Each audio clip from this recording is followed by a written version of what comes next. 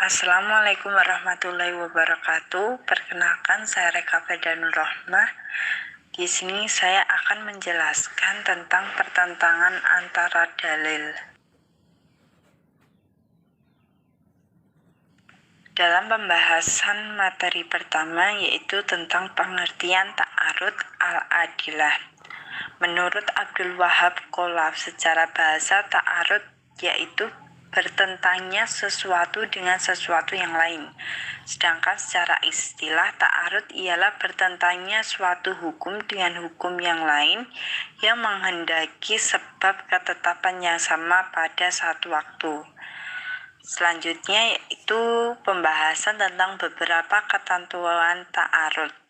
Terdapat 5 ketentuan, yaitu pertama adanya 2 dalil, yang keduanya memiliki martabat yang sama, yang ketiga keduanya berbeda, yang keempat berkenaan dengan masalah yang sama, yang kelima menghendaki hukum yang sama dalam satu waktu.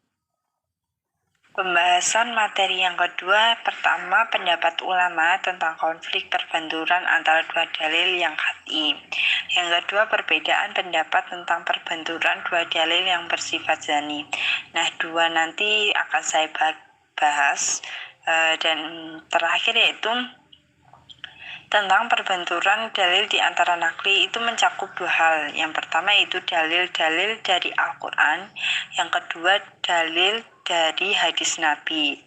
Perbenturan antara dalil akli mencakup dalil hukum berupa qiyas.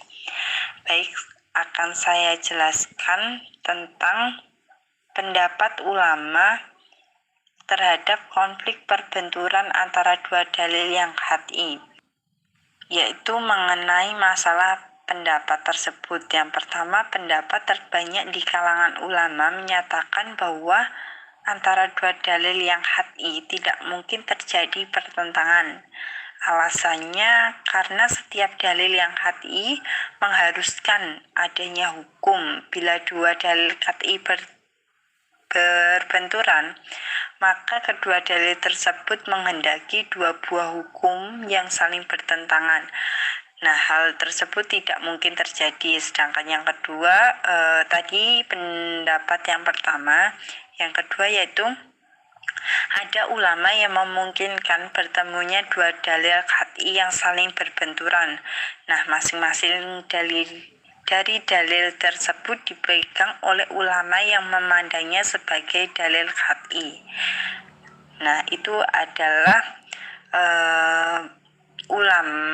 beberapa pendapat ulama mengenai masalah atau konflik perbenturan antara 2 dalil yang qat'i. Sedangkan selanjutnya saya akan membahas tentang perbedaan pendapat terjadi mengenai masalah perbenturan 2 dalil yang bersifat zani.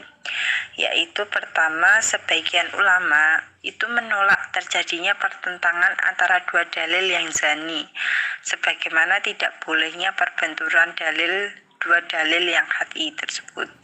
Yang kedua yaitu golongan lain membolehkan terjadinya pertentangan 2 dalil yang zani.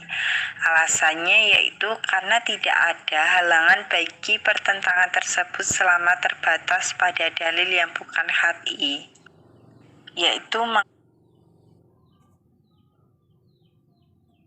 selanjutnya pembahasan ketiga yaitu solusi untuk mengkompromikan perbenturan antara dalil menurut beberapa ulama usul fiqh.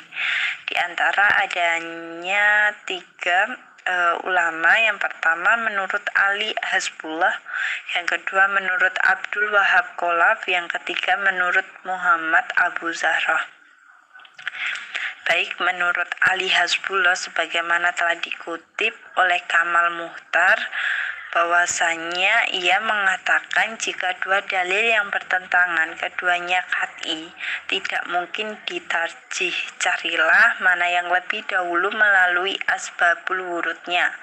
Kemudian dalil yang terakhir dinasoh oleh dalil yang datang lebih dahulu. Kalau bisa maka dilakukan jamak, kompromi di antara 2 dalil tersebut. Jika masih tidak bisa, maka tinggalkan kedua dalil dalil tersebut. Nah, itu yaitu tadi menurut Ali Hasbullah ya. Selanjutnya yaitu menurut Abdul Wahab Kholaf. Terdapat 4 buah opsi untuk solusi dari perbenturan dalil tersebut. Yang pertama yaitu jika terjadi pertentangan antara dalil hukum, maka kompromikan dalil-dalil yang bertentangan tersebut melalui jalan takwil. Yang kedua, jika tidak ada kompromi, gunakan cara tarjih dengan mencari dalil yang lebih utama.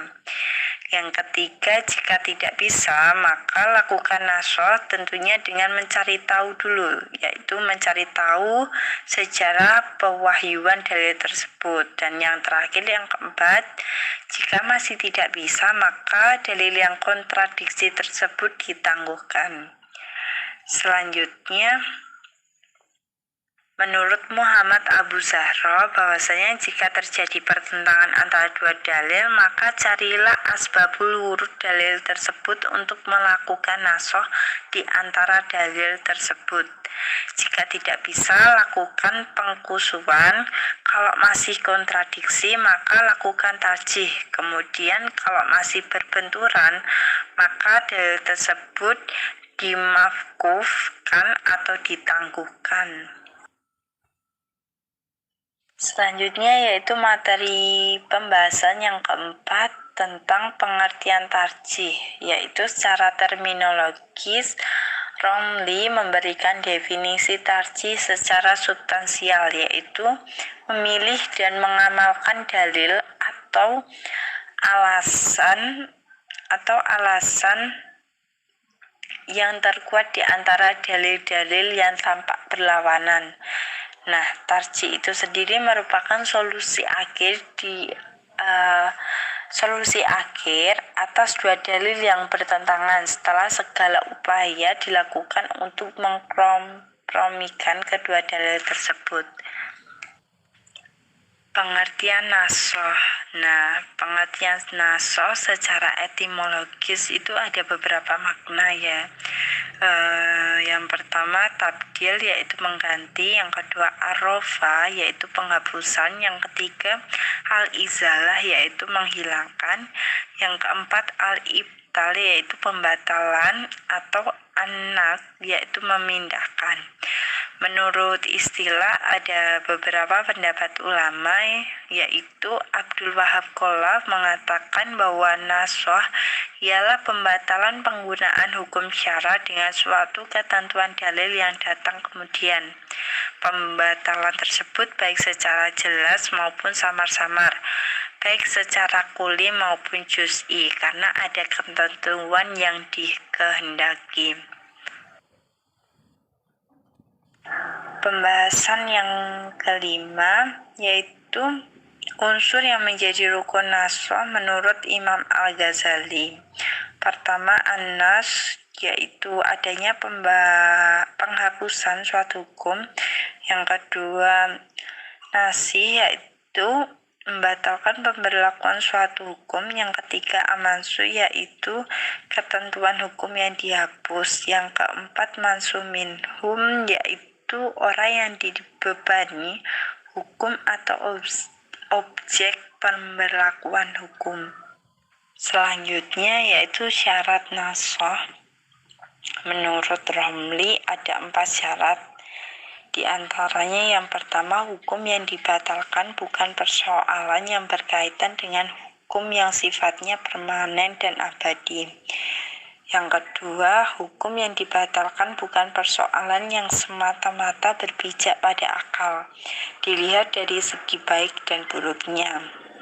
Yang ketiga, hukum yang dibatalkan datang sesudah ketentuan hukum yang dibatalkan. Nah, selain itu, kedua hukum tersebut mempunyai ketentuan yang sama. Yang keempat, hendaknya nasoh itu berkenaan dengan an-nasoh ada amani, yaitu pertentangan hukum yang tidak ada jalan untuk mengkompromikan.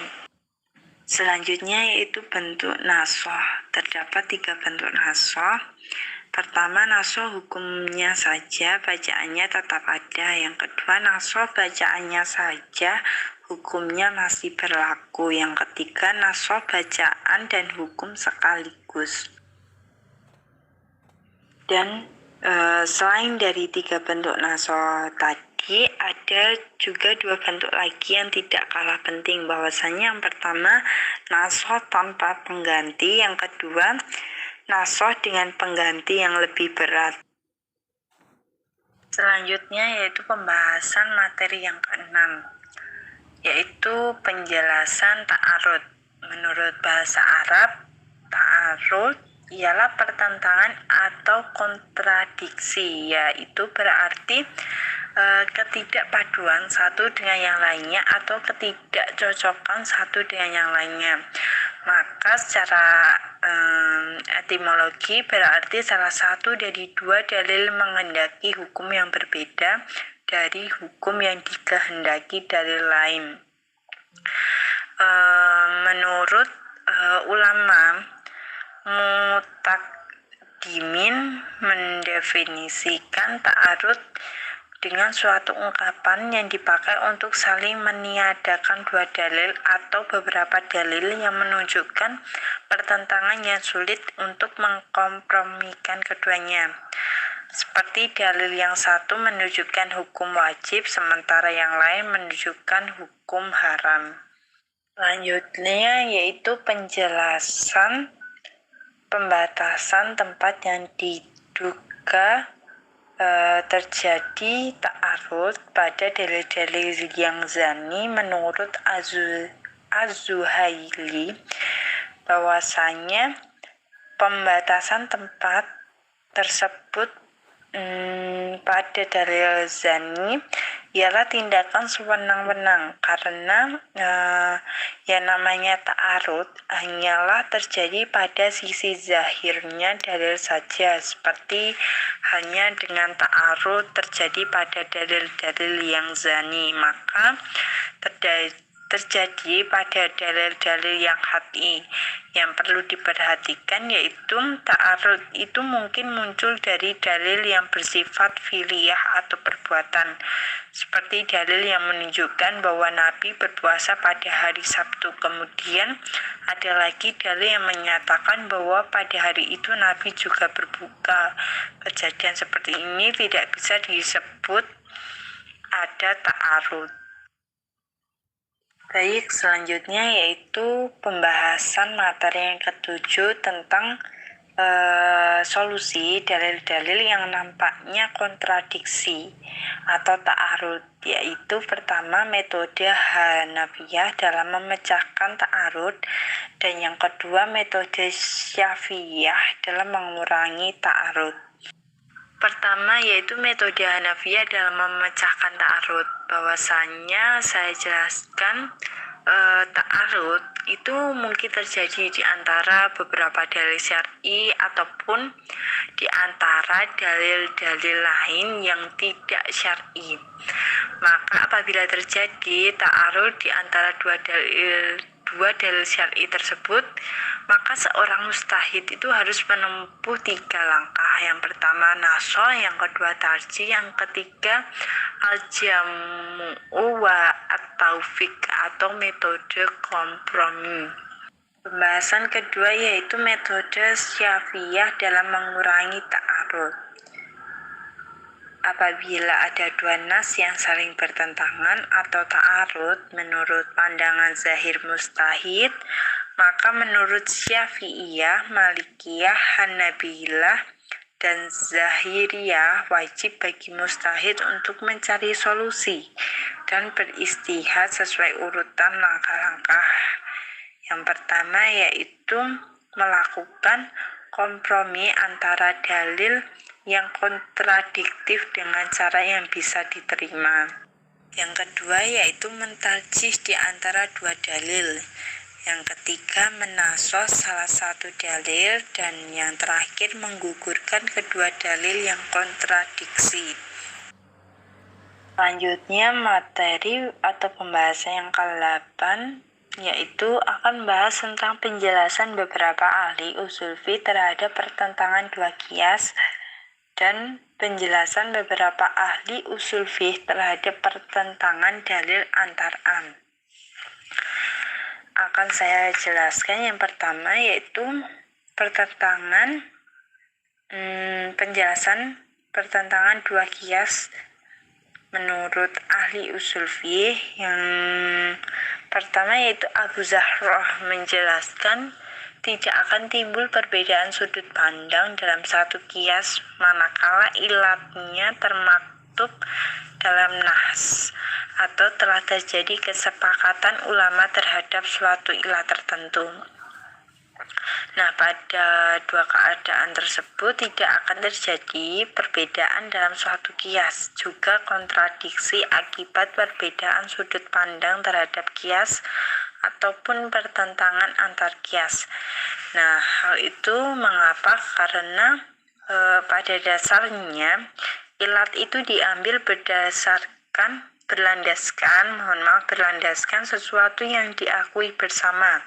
Jika seandainya ada seorang mustahid memajukan qiyas lain yang berbeda yang dasarnya ialah ilat hasil istinbat bukan berdasarkan nas, maka persoalannya terletak pada ketidakmampuan mustahid itu dalam menangkap nas yang menjelaskan adanya ilat karena tidak terjangkau oleh pengetahuannya.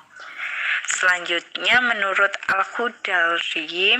Al-Qudlari menjelaskan apabila dua qiyas bertentangan dan tidak ada penggugat bagi salah satu dari keduanya, maka mustahid mengamalkan dengan apa yang ada kalanya dua qiyas bertentangan dalam mustahid itu mengamalkan dengan apa yang disaksikan oleh hatinya setelah melakukan penyelidikan. Nah, ada kalanya dua qiyas tersebut bertentangan dalam tempatnya, maka penjangkauannya dengan asal mewajibkan hukum di dalam dan penjangkauannya dengan asal kedua mewajibkan hukum lain di dalamnya. Selanjutnya Al-Barzanji menerangkan apabila salah satu dari dua qiyas itu menjadi kuat dengan salah satu penguat qiyas, wajiblah pengaman dengannya, dan apabila tidak terdapat penguat, Asy-Syafi'i menjelaskan juga mustahid bisa memilih dan berfatwa dengan pendapat mana di antara kedua pendapat yang dikehendakinya, karena tidak ada artinya membatalkan keduanya, sebab itu menyebabkan ketidakadaan hukum dalam peristiwa tersebut, dan tak ada artinya mengamalkan salah satu dari keduanya yang telah ditentukan tanpa penguat. Nah, alasannya karena hal tersebut ialah semena-mena sehingga hanya bisa dilakukan pemilihan. Selanjutnya ulama Hanafi berpendapat hendaklah mustahid menyelidiki, maka qiyas mana di antara keduanya yang diselidiki, maka qiyas yang diselidiki oleh hatinya, ia pun mengamalkannya dengannya, dan tidak boleh baginya menyimpang darinya kecuali jika ia melihat yang kedua kalinya lalu ijtihadnya berubah. Mereka hanya memilih itu karena tidak ada arti bagi gugurnya kedua qiyas oleh pembahasan yang lalu. Masing-masing dari dua qiyas itu ialah hujjah karena syariat menetapkan qiyas sebagai dalil syar'i yang diwajibkan mustahid mengamalkannya. Selanjutnya yang kedua, pembahasan pertentangan dalil antar am. Pertentangan antar dalil terjadi pada dua am atau nas yang menunjukkan makna umum. Al-Hafnawi menjelaskan mengkompromikan antara dua am dengan membagi macamnya, antara dua mutlak dengan membatasi, antara dua kekhususan dengan membatasi atau memahamkan salah satu dengan cara majas dan antara am dengan khas dengan taksih am. Nah, apabila dalam pertentangan itu tidak ditemukan suatu murajih atau yang mengunggulkan, maka kedua nas itu harus dikompromikan. Selanjutnya Al-Kullari menjelaskan apabila kedua nas itu ialah al-am, maka keduanya dipahami dengan macam-macamnya. Seperti jika orang yang memberi perintah berkata, berilah para fakir dan janganlah memberi para fakir, dengan tidak diketahui mana yang didahulukan, maka dipahami dengan memberi kepada para fakir yang menjauhkan diri dari maksiat dan melarang memberi para fakir yang meminta-minta kepada orang dengan mendesak. Jika keduanya mutlak, maka dipahami bahwa keduanya dibatasi dengan pembatas yang berlainan antara satu dengan yang lainnya. Sebagaimana diketahui dari hal itu, kata-kata berilah si fakir dan jangan memberi si fakir, maka fakir yang pertama dibatas dengan menjauhkan diri dari maksiat dan fakir kedua dibatasi dengan yang meminta-minta. Selanjutnya, Al-Barzanji juga menjelaskan apabila kedua dalil itu ialah menunjukkan khusus, maka salah satunya dipahami dengan satu kondisi dan yang lain dipahami dengan kondisi yang lainnya. Seperti diketahui dengan kata-kata berilah si Zaid dan jangan memberi si Zaid. Yang pertama dipahami dengan keistiqomahannya dan yang kedua dipahami dengan tuntutan yang majas. Jika yang satu am dan yang lain khusus, maka ditetapkan bahwa yang am harus dipengaruhi dengan yang dimiliki oleh khusus. Kemudian dibandingkan antara khas dengan hasil am. Selanjutnya pembahasan materi yang ke-9 yaitu tentang macam-macam ta'arud. Sebelumnya ta'arud ialah menurut ulama usul bahwasannya sebagai dalil yang masing-masing menghendaki hukum di waktu yang sama terhadap satu kejadian yang menyalahi hukum yang dikehendaki oleh dalil yang lain. Misalnya ayat yang mewajibkan kita membuat wasiat untuk orang tua dan kerabat dalam surah Al-Baqarah ayat 178, akan tetapi di pihak lain hadis melarang wasiat itu kepada ahli waris. Contoh lain yaitu membasuh atau menyapu kedua kaki ketika berwudu. Sedangkan macam-macam ta'arud yaitu pertama ta'arud antara Al-Quran dengan Al-Quran, yang kedua ta'arud antara sunnah dengan sunnah, yang ketiga ta'arud antara sunnah dengan qiyas, yang keempat ta'arud antara qiyas dengan qiyas. Selanjutnya penjelasan menurut Syafi'iyah terhadap pertentangan antara dua qiyas. Menurut Syafi'iyah, apabila terjadi pertentangan antara dua qiyas, maka yang dilakukan seorang mujtahid ialah mentarjih salah satu qiyas.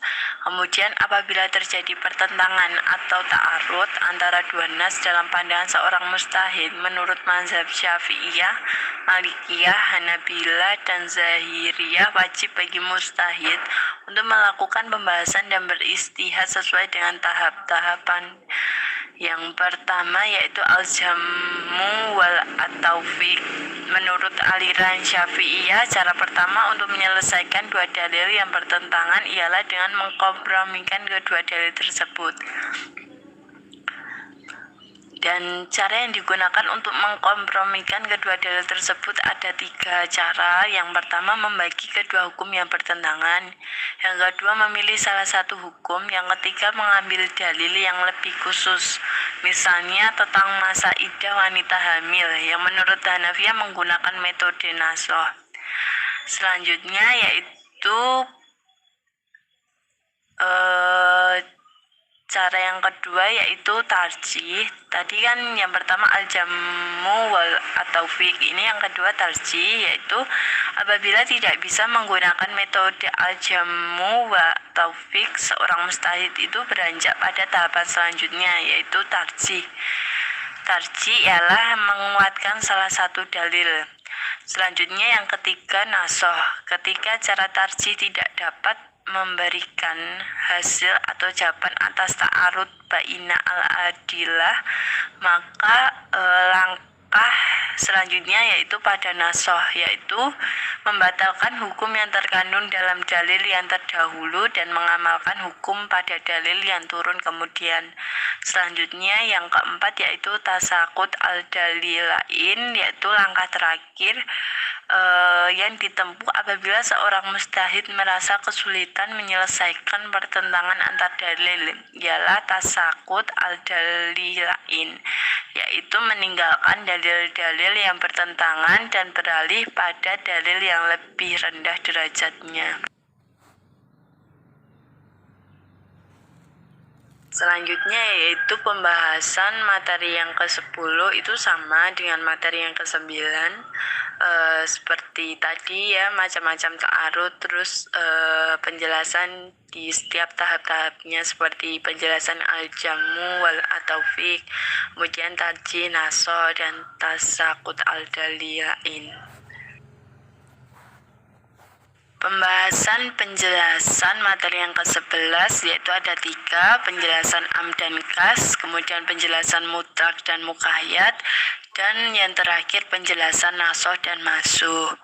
Nah, am dan kas ini akan saya jelaskan bahwasanya am ialah lafal yang menghabiskan atau mencakup segala apa yang pantas baginya tanpa ada pembatasan.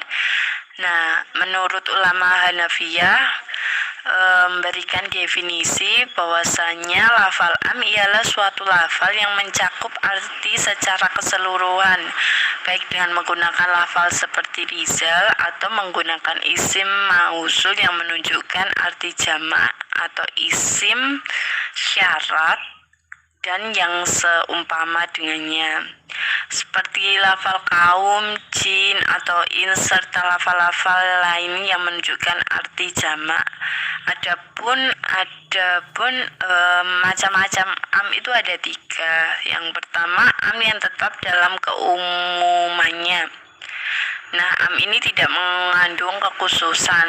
Yang kedua yaitu am yang dimaksud khusus, seperti contohnya itu seperti dalam surat Ali Imran ayat 173. Kemudian macam am yang ketiga ialah am yang dikhususkan.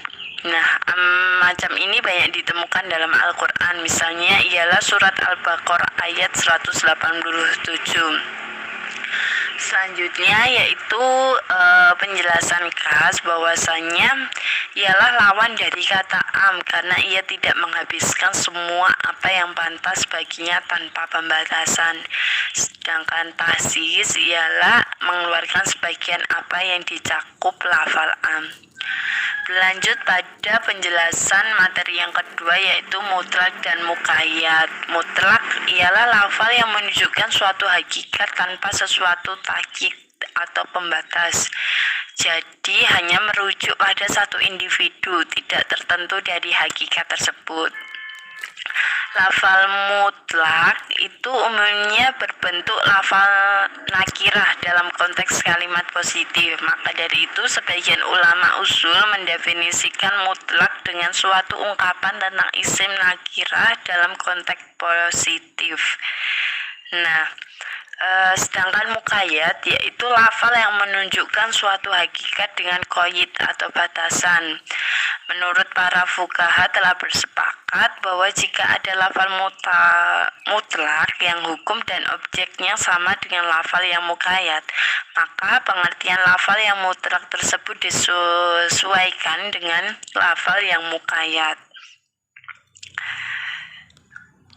Para ulama telah bersepakat selanjutnya yaitu Pada tadi ya, para ulama telah bersepakat bahwasanya apabila ada lafal mutlak mempunyai perbedaan hukum dengan lafal muqayyad, maka pengertian lafal yang mutlak tidak dapat disesuaikan dengan lafal yang muqayyad. Meskipun keduanya itu memiliki sebab yang sama, kecuali apabila ada indikasi qarina atau dalil lain yang tersendiri. Berlanjut penjelasan materi yang ketiga, yaitu nasoh dan mansuh. Nasoh menurut bahasa dipergunakan untuk arti izalah atau menghilangkan.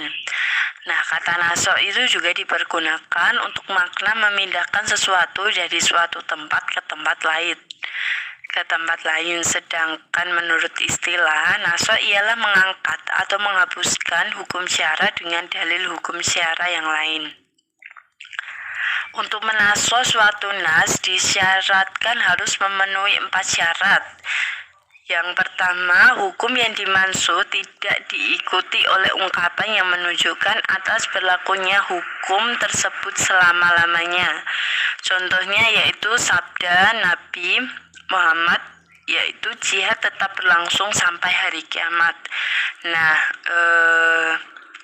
syarat yang kedua yaitu hukum yang dimansuh itu tidak termasuk dalam masalah-masalah yang telah disepakati oleh para cerdik pandai atas kebaikan atau keburukan masalah-masalah tersebut. Seperti halnya beriman kepada Allah Subhanahu wa taala, kemudian berbuat baik kepada orang tua, jujur, adil, menganiaya, bohong, dan lain sebagainya. Yang syarat ketiga yaitu nas yang mengganti turunnya harus lebih akhir dari nas yang diganti.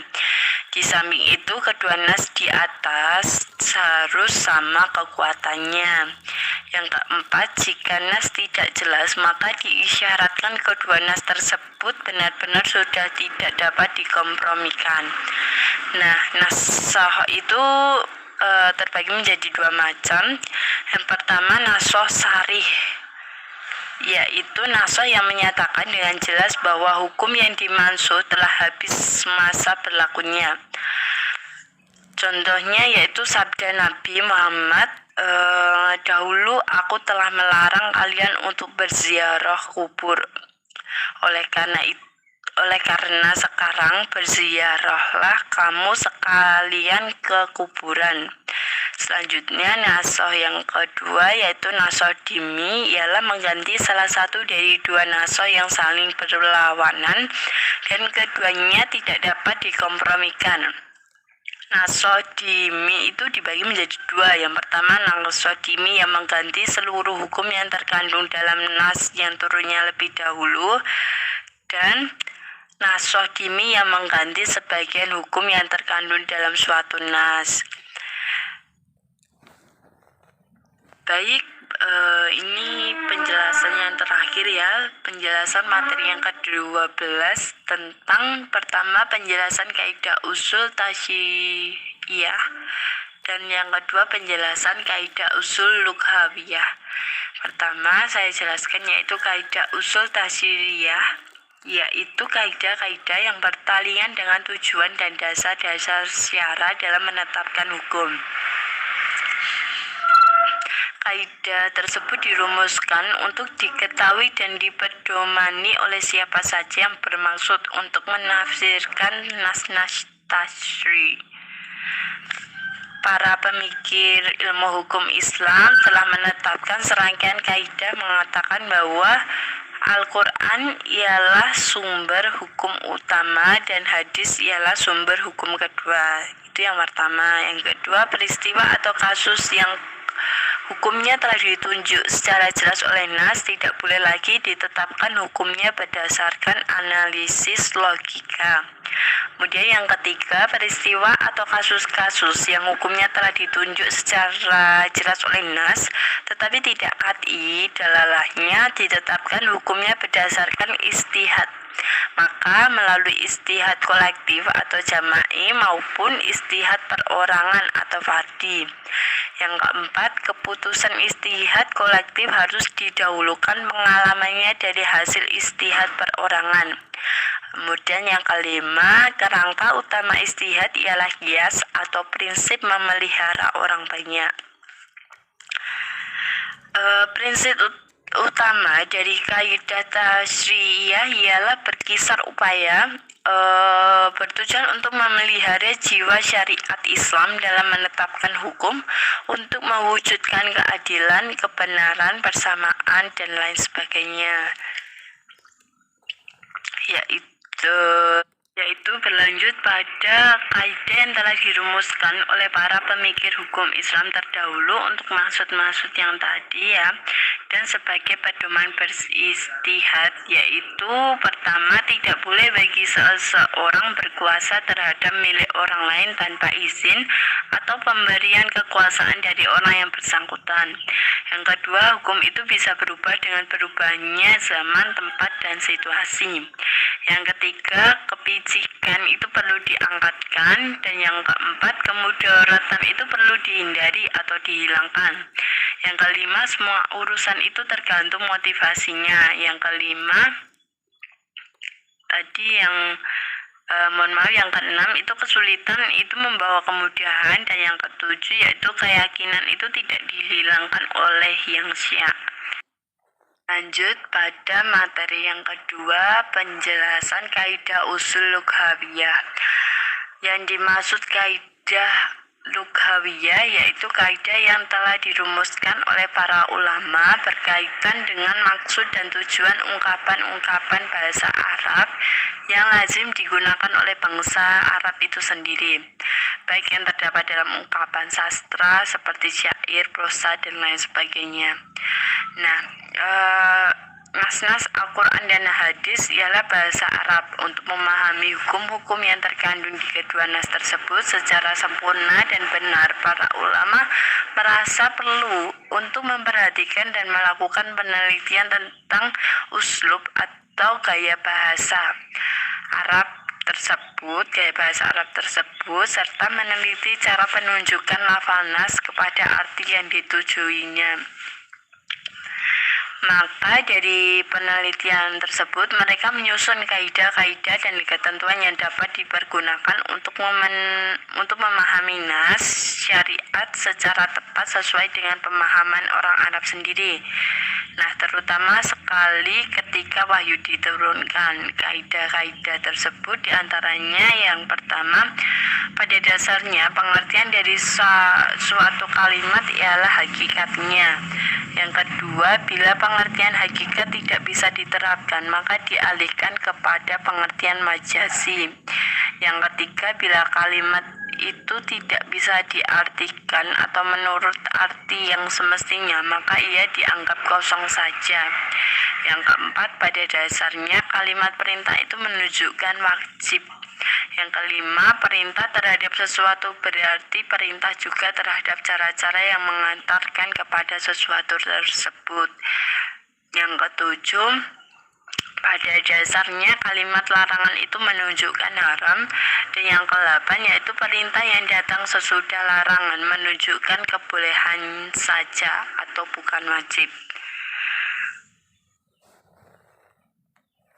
Baik, sekian dari materi yang sudah saya jelaskan. Mohon maaf jika ada kesalahan dalam menyampaikan materi. Sekian, terima kasih. Wassalamualaikum warahmatullahi wabarakatuh.